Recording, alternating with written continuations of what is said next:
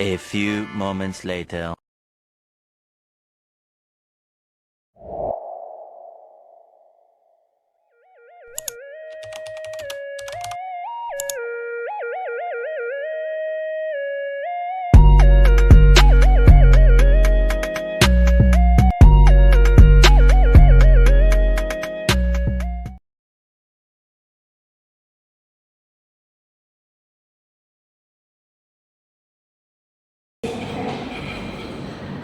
Assalamualaikum warahmatullahi wabarakatuh. Perkenalkan, nama saya Dwi Permatasari. Saya akan mempresentasikan tentang perkawinan dan waris dalam Islam. Oke, yang pertama, pengertian perkawinan itu ada beberapa sumber pengertian. Yang pertama, menurut Wirjono Pardjonikoro, perkawinan adalah peraturan yang digunakan untuk mengatur perkawinan dunia yang menimbulkan pengertian perkawinan.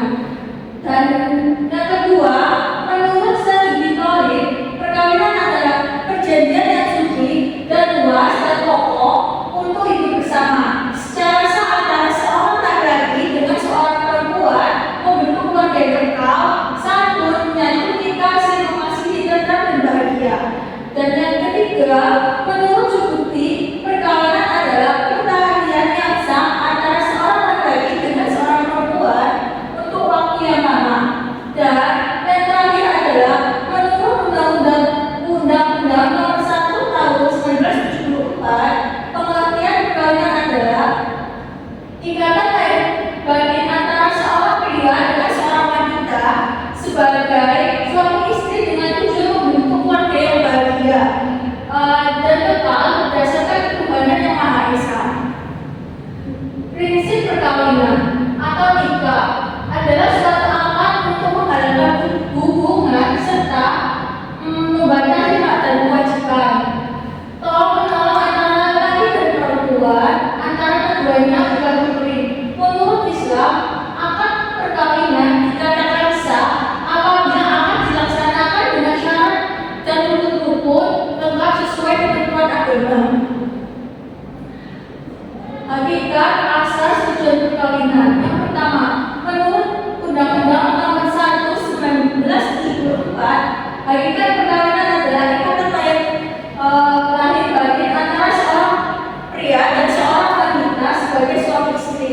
Dan yang kedua adalah asas perkawinan, bahwa dalam waktu yang sama seorang laki-laki hanya diperbolehkan mempunyai satu orang perempuan sebagai istrinya, dan perempuan itu hanya boleh mempunyai satu orang laki-laki sebagai suaminya. Dan yang ketiga, adanya asas monogami ini serta dapat membentuk tujuan keluarga bahagia dan kekal. Maka tindakan yang mengakibatkan putusnya suatu perkawinan dalam arti yang dimaksud adalah perceraian harus benar-benar dipikirkan. Jadi perkawinan itu tidak hanya untuk hubungan antara suami istri, dan tetapi harus benar-benar dipikirkan untuk menuju sesuatu yang bahagia dan kekal. Sumber hukum perkawinan itu dari ketentuan-ketentuan dalam Peraturan Pemerintah 9 tahun 1975 tentang pelaksanaan Undang-Undang Nomor 1 tahun 1974 tentang perkawinan dapat diketahui bahwa agar mengenai satu, pencatatan perkawinan, tata cara perkawinan, akad perkawinan, tata cara perceraian, pembatalan perkawinan, waktu tunggu, beristri lebih dari seorang, telah mendapat pengaturan sehingga dapat diterapkan secara efektif. Sedangkan hal yang mengenai dalam pengaturan itu adalah satu, harta benda dalam perkawinan, dua,